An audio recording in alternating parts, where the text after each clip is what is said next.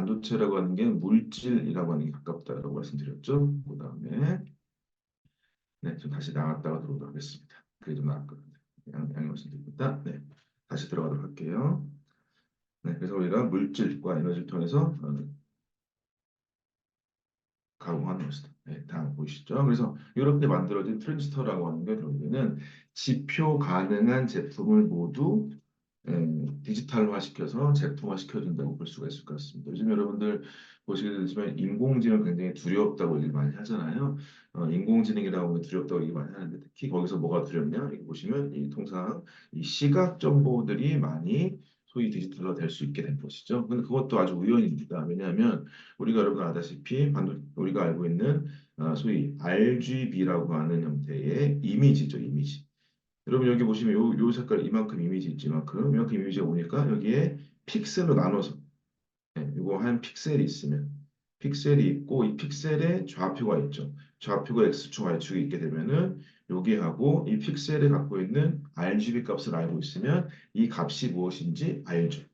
그건 뭐냐? 이게 근데 이 RGB로 나타내는 이 이미지 값들이 이 우리가 알고 있는 시신경, 시각 정보가 알고 있는 것도 RGB로 표현할 수 있습니다. 그래서 우리의 시신경과 반도체, 저기 전자 신호에서 얘기하는 이 이미지 정보가 같이 되기 때문에 이 시각 정보가 굉장히 소위 얘기해서 자동화나 인공지능화가 빨리 됐고요. 요즘에는 아시다시피 음성 쪽도 굉장히 잘 돼 있죠. 그런 것들은 어쨌든 간에 지표 가능한 것들을 제품화시키게 됐다고 말씀을 드릴 수 있을 것 같아요. 하여튼 그래서 이것들은 대부분 계속 인간의 어떤 인간을 대신하려고 하는 것들도 나타나고 있는 것도 주주의 사실입니다. 그래서 이게 갖고 있는 크게 보자면 두 가지 정도가 있죠. 첫 번째가 아시다시피 기억 소자라고 얘기하는 메모리 반도체가 있습니다. 네, 우리나라가 이걸 잘하고 있죠. 메모리 반도체를 잘하고 있어요. 그다음에 판단 및 처리 소자라고 하는 걸 우리가 시스템 반도체라고 얘기합니다. 여기서 좀 말씀드릴 게 어깨에 들어오실 거니까 비메모리라고 하는 분들이 있어요. 비메모리 여러분들 보시면은 비메모리는 시스템 반도체 사람들이 소원합니다. 왜냐면 메모리가 주인공이고 나머지 떨어져 갔잖아요. 네, 그래서 제가 삼성 다닐 때 저기 시스템 반도체 쪽에 어떤 위에 분들이 뭐 쓴소문이긴 했지만 전체 메일을 보내서 우리는 비메모리 사업부가 아닙니다. 시스템 NS 사업부거든요. 라고 얘기했던 분들이 있습니다. 그래서 뭐 증권관사분들이나 이거 시스템 반도체라고 이 발음하기 좀 어려우니까 비메모리 얘기 많이 하시는데 비메모리라고는 하는 단어를 좀 지양해 주시기 부탁드리고 메모리 반도체, 시스템 반도체 쪽으로 해서 나눌 수가 있겠다고 볼 수가 있겠습니다. 그래서 기억해주는 소자, 판단 처리해주는 소자. 근데 이거를 우리가 또 굳이 공정으로 나누자면요, 공정상으로 해서 구분은 거의 없습니다. 조금 차이 있어요. 근데 뒤쪽에 말씀드렸지만 공정을 제작하거나 수부장 쪽의 차이는 거의 없습니다. 거의 같은 장을 쓴다고 볼 수가 있을 것 같아요. 그래서 지표 가능한 제품을 만들어서 인간을 닮으려 한다라고 하는 것들까지 말씀드릴 수가 있을 것 같습니다. 네, 그래가지고 다섯 가지 정도의 특징이 보였었죠? 네, 정리해 보도록 할게요. 첫 번째로 보시면 전자제품이가 있습니다. 어쨌든 간에 우리가 물질적으로 만들긴 하지만 전자산업의 사이클에 영향을 많이 받죠. 그래서 여러분들 뒤에도 많이 나오지만은 우리가 오랫동안 바로 PC라고 하는 퍼스널 컴퓨터가 있었고요. 그다음에 우리가 알고 있는 모바일이라고 하는 게 있었었고요. 그다음에 우리가 아다시피 지금 뭐죠? AI 시대라고 얘기하죠. AI 에라라고 얘기합니다. 이렇게 왔죠. 이렇게 됐었었고 전자산업 사이클 중에서 특히 이 중간에 뭐가 있었냐? 우리가 아시피 여러분 여기에 바로 비대면이라고 하는 게 생겼어요. 네, 그래서 비대면이라고 하는 게 있어서 여러분들 중에서는 어떤 분들, 좀 주니어 분들께서는 특히 코로나 시기 때 뭐 수험생이었거나 대학교 초반이었을 때 수업이 거의 바깥에서 이루어져가지고 그때 이 비대면 됐을 때 반도체 전자제품이 엄청나게 팔렸죠. 네, 그것들이 이제 말하자면 이거에 전자산업 사이클에 영향이 있다라고 여러분께 말씀을 드릴 수가 있겠고요. 그런데 전자제품이다 보니 결국에 공정을 진행함에 있어서 물이나 열이나 전기 저항 등에 굉장히 민감할 수밖에 없습니다. 그래서 반도체 반응은 결국에 물을 최대한 조금 덜 쓰려고 많이 노력을 해요. 왜냐면 물이라고 하는 게 일단 느낌에 보시게 합선이 일어날 수 있고 물에 닿으면 오염될 것 같고 이런 것들이 느낌이 좀 있죠. 그런 거기 때문에 최대한도로 물을 많이 안 쓰려고 그러고 특히 열이 되게 중요합니다. 결국에 화학 반응의 반응 속도는 열이 되게 중요하게 작용하는데 반도체 공정 자체가 워낙에 미세화되다 보니까 물이나 열, 특히 열 쪽을 최대한으로 줄여주고 싶은 게 목적이 좀 많이 있어요. 네, 왜냐하면 반도체 열받게 되면 열화되게 되면 성태가 안 좋아지잖아요. 그런 것처럼 열을 최대한으로 줄이려고 하기 때문에 우리가 저온 공정 같은 것들을 꽤나 선호하는 편입니다. 참고를 말씀드리고 이건 뒤쪽에 우리가 전공정, 후공정 얘기할 때 전공정, 후공정 얘기할 때도 후공정 쪽이 뒤쪽에서 진행하는 공정인데 이쪽을 할 때는 계속적으로 금속 배선이 많이 있는 상태에서 진행하다 보니 이 열에 굉장히 민감합니다.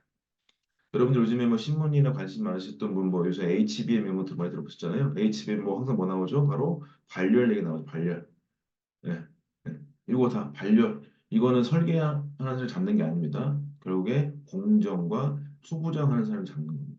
결국에는 거기에 다 이 열에 대한 문제가 여전히 있고요. 그다음에 열이 왜 나냐? 결국에 저항이 높으니까 나는 것이죠. 쉽게 얘기해서 여러분들 초전도체 뭐 잠깐 좀 유행했었죠. 그런 것처럼 저항이 생기게 되면 결국에 발열이 생길 것이고 저항이 생기게 되면 속도가 느려질 것이고 그래서 이 저항이 낮은 어떤 형태의 물질들을 만들어 주는 게 굉장히 중요한 공정 조건과 요소라고 말씀드릴 수가 있겠습니다. 그래서 여러분께서 전자제품이다라고 하는 형태에서도 이런 형태의 키워드들을 발견하실 수가 있을 것 같고요. 그 다음에 눈에 안 보인다라고 하는 것, 굉장히 작다는 거죠. 그래서 우리가 얘기하는 수많은 가시와 장치가 있어요. 그래서 뒤에 설명드렸지만 8대 공정이라고 하는 거는 실제 웨이퍼에 무언가 문의를 내는 거 물질을 만드는 건데 플러스 뭐가 있냐면 바로 우리가 아다시피 계측 공정이라고 하는 게 있죠. 네. 이 계측 공정은 대표적으로 가장 비싼 게 여러분 아시다시피 어떤 거가 있냐? 500만 원이 넘는 500만 원이 500억짜리 넘는 현미경 있죠. 전자현미경 같은 것도 있습니다. 네, 그런 것도 아주 비싼 장비겠죠. 여러분 가끔 쓰는데 뭐 KLA 같은 회사들이나 이런 데도 많이 있고요. 그다음에 국내에서도 많이 있기도 하고 그런 가시화 장치가 있습니다. 네, 덧붙여서 좀 더 말씀드리면 특히 공정뿐만 아니라 설비 쪽에 관심이 있으신 분도 있을 수 있는데 설비 쪽 요즘에 뭐가 제일 중요하냐? 우리가 알 수 없는 인간이 느낄 수 없는 데이터를 만들어내야 되는데 결국에 뭐가 중요하냐? 바로 센서가 되게 중요하다. 네, 이런 센서들이나 기계공학도 이들 포함해서 반도체 장비에서의 인간이 알지 못하는 값들을 가시화할 수 있는 지표화시킬 수 있는 센서 등등의 비즈니스도 굉장히 큰 일입니다. 여러분들께서는 이제 나중에 제가 좀 더 회사들 많이 말씀드리겠지만서도 대부분 많은 기업들 중에서 센서 비즈니스라는 쪽이 있는데 이쪽이 대부분 유럽 회사들이 많이 있기도 하고요. 굉장히 도움이 많이 된다는 건 여러분들도 지원할 수 있는 회사들 최대한 많이 말씀드릴 거니까요. 소개를 드립니다. 그 다음에가 복잡하다가 있습니다. 복잡하다. 보시게 된다면 장시간 공정이라고 돼 있어요. 예, 반도체 공정이 말씀드린 전 공정이 900개 정도 공정이다. 900번. 900번이 뭐냐면 여러분 아시는 장비를 한 번 나갔다가 들어오게 되면 그게 한 번입니다. 그게 900번을 진행해야 돼요. 징글징글하죠. 근데 900번 중에서 한 번만 실패해도 웨이퍼를 버려야 됩니다. 네, 그러니까 어떻게 된다? 반도체 공정이라고 하는 게 그 정도로 민감하다라고 볼 수가 있겠죠. 그렇죠. 그렇게 볼 수 있고 후공정은 통상적으로 보통 4주 정도 걸리는데 보통 한 300 정도 공정 정도로 잡습니다. 네, 후공정 점점 더 복잡해지고 있긴 하지만 어쨌든 이 정도의 시간을 가지고 있어요. 그래서 베어웨이퍼 하나가 들어와가지고 실제 칩까지 만들어지는 데는 거의 3달여가 걸립니다. 네, 그 정도의 기간이 있다. 그래서 여러분께서 만약에 내가 공정 엔지니어 혹은 설비 엔지니어 들어간다. 그럼 내가 뭐 한다? 여기에서 레시피 하나를 책임진다. 내가 이 레시피 들어가는 설비 하나 책임진다. 이런 거가 바로 시작이라고 보실 수가 있을 것 같아요. 네, 이렇게 돼 있다. 그렇기 때문에 이 작은 반도체, 가장 작은 반도체 만드는데 뭐 한다?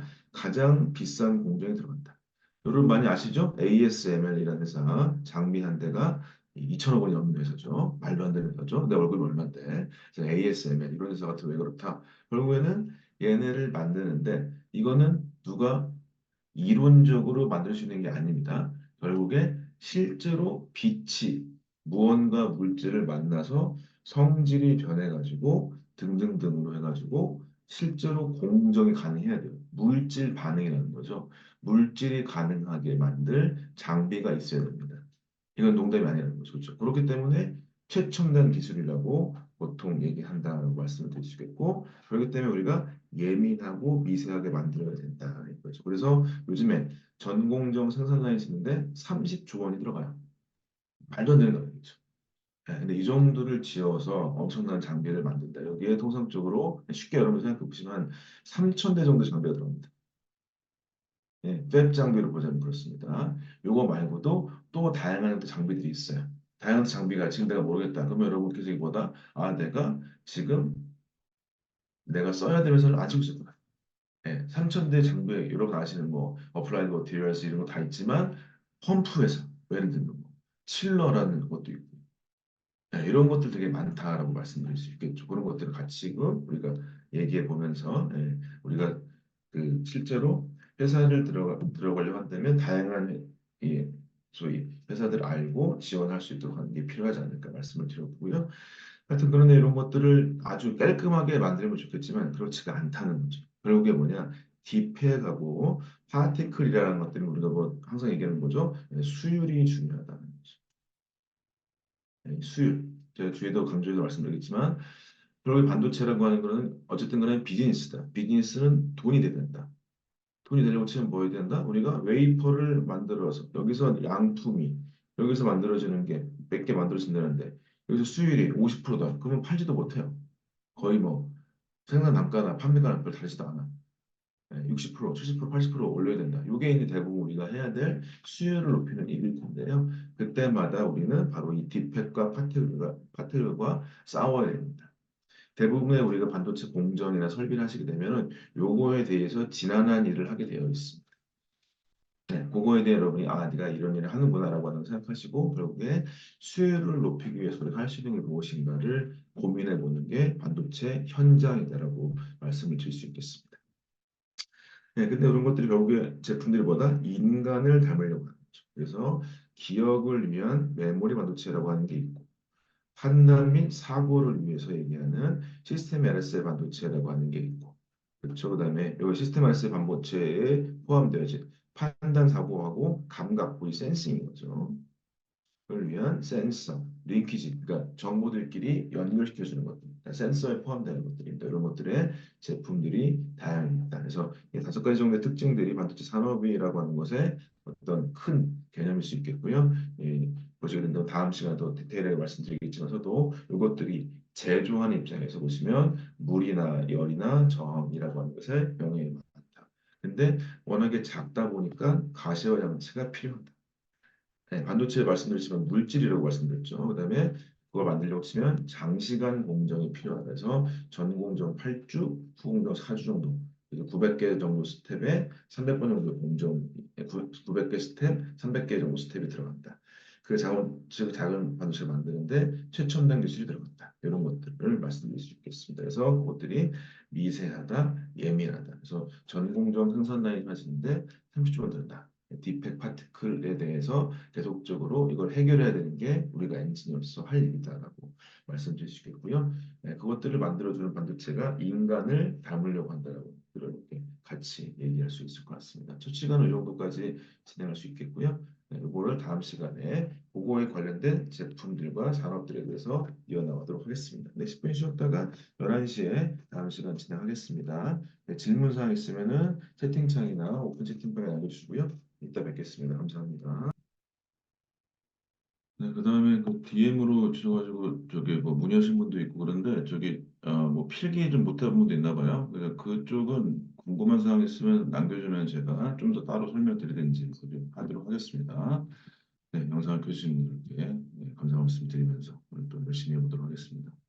네, 두 번째 시간이고 첫 번째 시간 주로 반도체 산업 관련된 다섯 가지 키워드 말씀드렸죠. 그것도 기억하시면 될 것 같고 반도체는 물질로 만든다라고 말씀을 드렸습니다. 그래서 그거에 대해서 반도체, 부도체, 도체 쪽에 관련돼서 물질을 만들고 그걸 무광과 식각 공정을 해가지고 반복해서 만든다. 반도체 공정은 통상적으로 약 900개 스텝 정도를 진행하고 300개 스텝 정도를 우리가 따로 만든다라고 말씀을 드렸습니다. 그렇죠? 네, 그래서 지금 이제 그걸 만들어줄 반도체라고 하는 게 결국에 이제 메모리 반도체, 시스템 반도체 두 가지 정도로 나눠서 진행하는데 그것들이 이제 우리가 제품 변화를 연결해가지고 어떻게 변화해 왔는지에 대해서 같이 얘기해 보도록 하겠습니다. 네, 보시게 되면은 메모리 반도체, 시스템 반도체 두 가지가 있죠. 일단은 기본적으로 아까 얘기했었던 반도체에 대해서 이 맨 처음에 그러니까 스위치 0과 1의 네. 네. 영과일의 정보 체계라고 하는 걸 만들었던 사람 참고로 말씀드리면 이게 클로드 싱이라는 사람이 있어요. 아이고, 씨.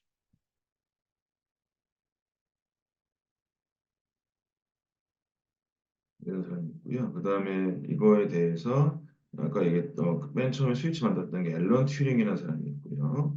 그래서 여러분 아시는 튜링 테스트 같은 거 있죠. 그게 이제 앨런 튜링이라는 사람이 있고, 그다음에 이 사람의 동료이자 좀뭐 연구자였던 사람이 바로 여기 보시면 펀 노이만이라는 사람이 있습니다. 아주 유명한 사람이죠. 천재라고 불리는 사람인데 이 사람이 어떻게 했냐? 반도체라고 하는 제품을 우리가 만들었는데 그래서 이걸 통해서 만드는 소위 컴퓨터라고 하는 디바이스가 나오는데 이 컴퓨터라는 디바이스를 우리가 대표적으로 이렇게 만들면 되지 않을까라고 개념을 만들었습니다. 첫 번째는 중앙 처리 장치로 불려지는 거, 소위 얘기해서 정보를 처리해 주는 거죠. 그걸 우리가 대표적으로 시스템 반도체라고 불려주는 이렇게 요거가 있었고, 그다음에 주기억 장치 있어. 주기억 장치. 주기억 장치는 거기에 여기에 정보를 전달해 주는 장치. 그다음에가 보조기억 장치. 여러분 옛날에 배웠던 용어 기억나시죠? 그런 것도 있었습니다. 좀 속도는 느리지만 여기서 했던 게 저장 장치가 있고, 또 맨 처음에 우리가 알다시피 PC 있었죠. PC 시장이 있었다. PC 시장이 나왔어요. 나와가지고 그때의 CPU라고 하는 건 뭐였냐?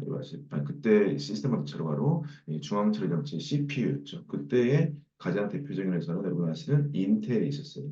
인텔이 회사가 있었고 그 다음에 그때쯤에 해가지고 무슨 일이 생겼냐?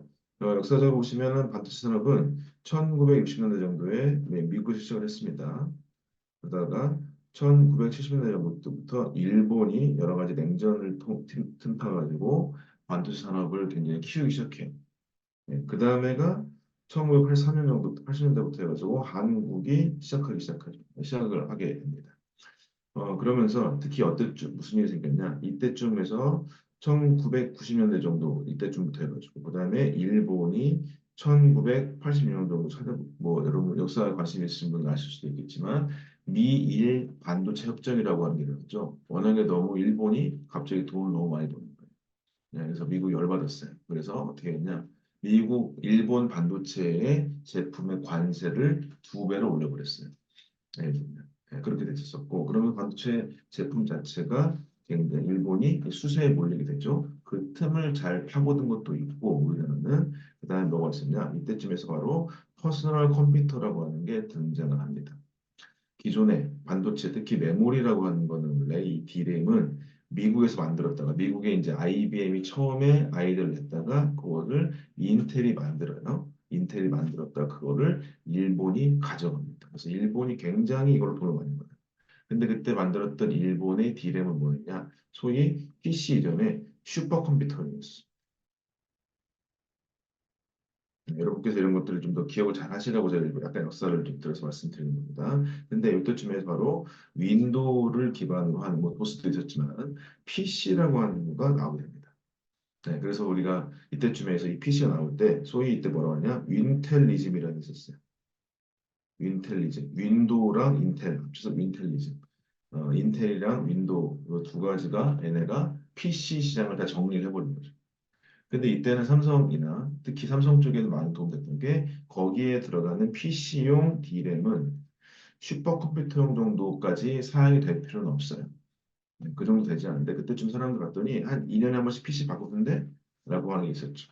그때 그걸 맞춰가지고 어느 정도의 사양은 괜찮은 제품은 괜찮은데 아주 비싸진 않은 형태 소위 가성비가 좋은 형태의 D램을 만들기 시작했고 그게 엄청난 성공을 거두기 시작합니다. 그래서 1993년에 처음으로 삼성이 한국을 포함해서 글로벌 반도체의 D램의 1등을 하기 시작하죠. 그게 이제 30년 됐다고 보시면 됩니다. 그게 이제 주기적으로 생긴 거고. 그 다음에가 이제 시대가 달라져가지고 어떻게 됐냐? 그 다음에 원하는 여러분 아시는 바로 이 모바일 시장이 나왔어요. 모바일 시장.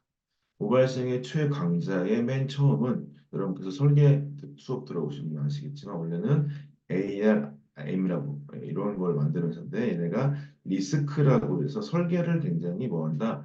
필요한 거 다 줄여버립시다. 필요 없는 건 줄여서 최대한도로 전력 소모를 작게 하는 형태의 설계 기술을 만들기 시작했는데 그게 딱 우리가 손에 들고 있는 모바일 폰이라고 하는 게 나오면서 그게 대표적으로 확 커지기 시작합니다.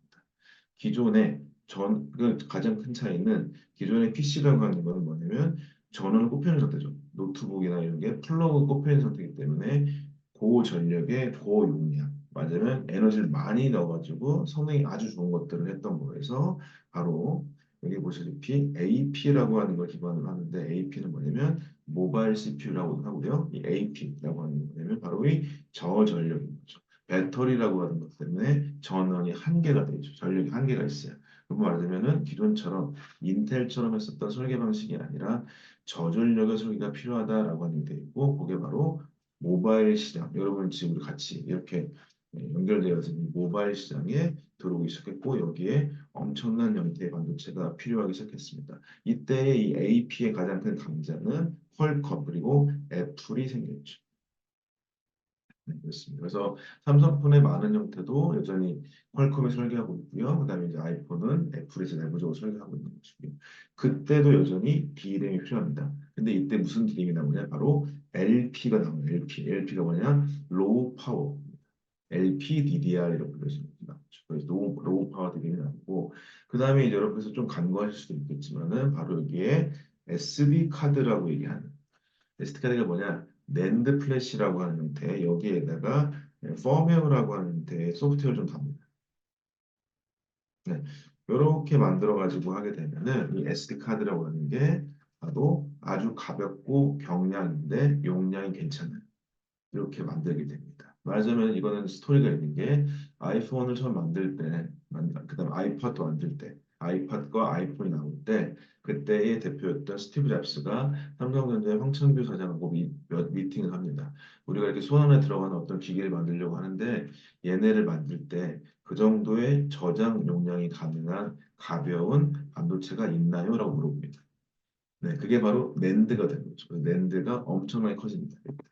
네, 그게 바로 이제 LPDDR 그다음에 여기 SD 카드라고 불려지는 거. 이게 대표적으로 보조력 장치로서 비즈니스가 엄청 커지죠. 그게 지금 효과가 바로 여러분이 갖고 계시는 스마트폰이라는 게 되는 것이고, 그다음에 원하는 바로 여러분 2022년에 물론 그 전에도 있었어요. 2016년에 여러분 다 아시는 알파고 사건이 있었죠. 그 사건가 뭐냐냐 소위 인공지능 시대가 왔습니다. 인공지능 시대, 지금의 인공지능 시대에 필요한 또 다른 디바이스라고 하는 뭐 인공지능 핸드폰, 인공지능 PC가 나오지는 않았어요. 아직 제대로 되어 있지는 않지만 물론 뭐 갤럭시 S24 정도가 나오긴 했었죠. 근데 그건 이제 처음으로 나온 거고 아주 상용 상태에서 폰이 아직 나오지는 않고 있긴 합니다. 말하자면 현재는 AI의 인프라를 깔고 있어요. AI가 인터넷처럼 되고 있죠. 이런 것을 하고 있는 대표적인 기업으로 아시는 바로 이 엔비디아라는 회사가 있습니다. 엔비디아의 지난 분기 영업이익률이 70% 넘죠. 말도 안 되는 거죠. 네, 이렇게 얘네 설계하는데 얘네 설계해서 만드는 게 바로 GPU라고 부르시는 거. 하나에 보통 한 3천만 원에서 6천만 원 주는 굉장히 고가의 반도체죠.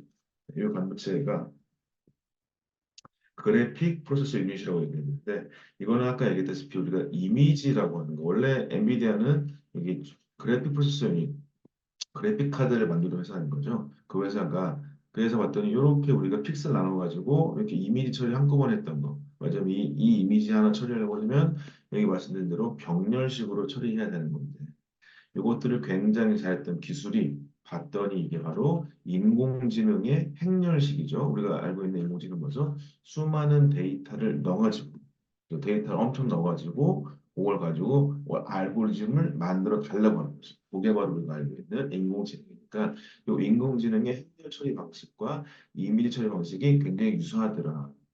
거죠. 그걸 활용해서 바로 우리가 알기는 GPU가 나오게 됐고 지금 굉장히 크게 석권하고 있고 근데 봤더니 GPU는 뭐가 이제 특이하게 필요하다 기존의 범용적인 반도체가 아니라 그렇죠 물론 범용도 여기는 우리가 뭐였습니까 PC용 D램이었던 거죠 굉장히 힘도 세고 고전력 고용량을 건들 수 있을 정도의 PC용 D램도 있었고요. 그다음에 모바일용 D램도 있었고, 그다음에가 그래픽용 D램도 있었습니다. 특히 요즘에 여러분 아시는 HBM이 나왔죠. HBM 뭐냐?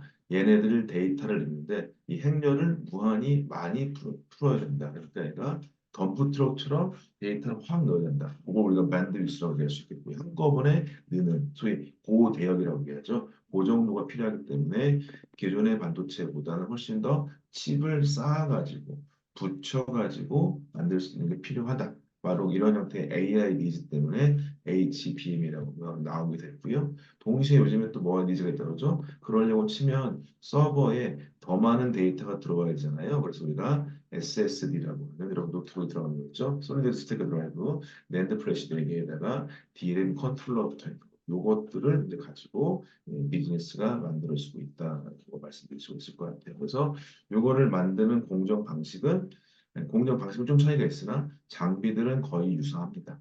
그걸 말씀드렸고, 근데 거기서 해주는 형태 반도체가 이렇게 중앙처리 장치, 곧 CPU, 시스템 반도체, 주기억 장치, 보조 장치, 메모리 반도체 이런 것들에 큰 변화들이 있다고 얘기할 수도 있고요. 물론 요즘에 여기에서 이것에 대해서 지금 여기서 중요하게 속도가 누가 더 중요해지냐 봤을 때는 실제로 봤을 때는 메모리가 되게 느려가지고 얘네의 속도를 올려달라고 많이 하죠. 그래서 메모리를 중심으로 시장을 개편하자라고 얘기하는 프로세스 인 메모리. 메모리 곁에 지금은 이제 메모리인 프로세서는 프로세서라고 하는 CPU 옆에 메모리가 있는 건데 얘네보다 바틀릭이 누구냐 메모리인데 메모리를 중심으로 해서 거기에 로직 반도체 놓자라고 하는 되게 개발도 있긴 하죠. 그런 것들로 인해서 반도체는 어쨌든 간에 비즈니스가 생기게 되면은 메모리 반도체나 시스템 반도체는 둘 다에 어떻게 보자면 굉장히 수요가 늘어난다는 걸 말씀드릴 수가 있을 것 같아요. 그렇죠. 그래서 이런 형태의 부분도 같이 산업적으로 말씀을 드렸습니다. 지금은 여기를 어떻게 잘할 것인가의 시대라고 볼 수가 있을 것 같습니다.